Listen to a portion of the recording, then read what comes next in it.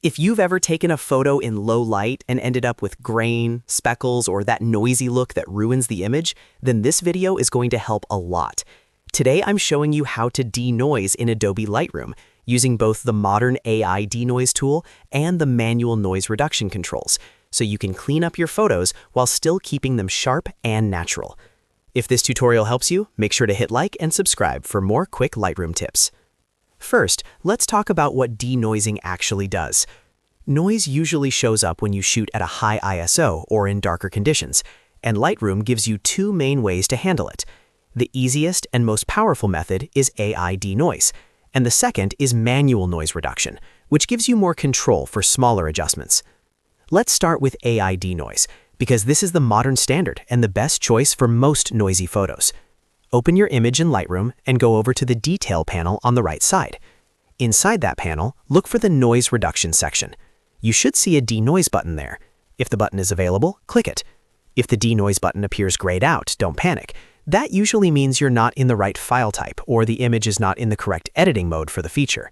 In that case, make sure you're working with a supported RAW file, and if needed, try opening the image in the version of Lightroom that supports AI Denoise properly. Once it's available, you're good to go. When you click Denoise, Lightroom opens a pop-up window with a strength slider. This is where you control how much noise reduction is applied. A good starting point is usually somewhere between 30 and 50. That range tends to give you a clean result without making the image look too artificial. If your photo is only a little grainy, stay on the lower side. If it's very noisy, you can push it higher, but always watch the preview carefully. After adjusting the amount, click Enhance. Lightroom will process the image and create a new, cleaned-up DNG file next to your original. This is really useful because your original photo stays untouched, and you get a separate enhanced version you can continue editing. Once it finishes, zoom in and check the details, especially in areas like skin, shadows, and textured backgrounds. The goal is to reduce noise without losing the natural detail that makes the photo look real. Now let's move to manual noise reduction. This is the option to use if you want a quick fix, a subtle adjustment, or if your hardware doesn't support AI Denoise. Go back to the Detail panel and find the noise reduction sliders. The first slider is Luminance. This removes the kind of grain that looks like tiny light and dark speckles, sometimes called salt and pepper noise. Increase it slowly, little by little, until the grain starts to disappear.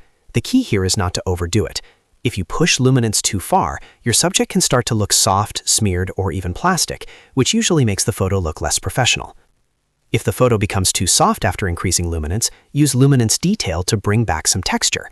This slider helps restore finer detail, so the image doesn't lose too much sharpness. Think of it as the balancing control that keeps your denoise effect from becoming too heavy-handed. Next is Color. This slider is used to remove distracting color noise, like random purple, green, or rainbow speckles that often show up in dark areas. In most cases, the default setting of 25 is already enough. If you're dealing with extreme low light noise, you can raise it a bit more, but usually you won't need a huge adjustment. A really good workflow is to start with AI Denoise for the main cleanup, then use manual noise reduction only if you need a little extra refinement. That way you get the best of both worlds, strong noise removal and natural-looking detail. Always zoom in to at least 100% when you're judging the results, because denoising can look different when you're zoomed out. So the simple rule is this: use AI Denoise when you want the strongest and cleanest result, and use manual noise reduction when you want quick fine-tuning. Lightroom makes both options easy once you know where to look. If this helped you understand how to denoise in Adobe Lightroom, give the video a like, subscribe for more Lightroom tutorials, and I'll see you in the next one.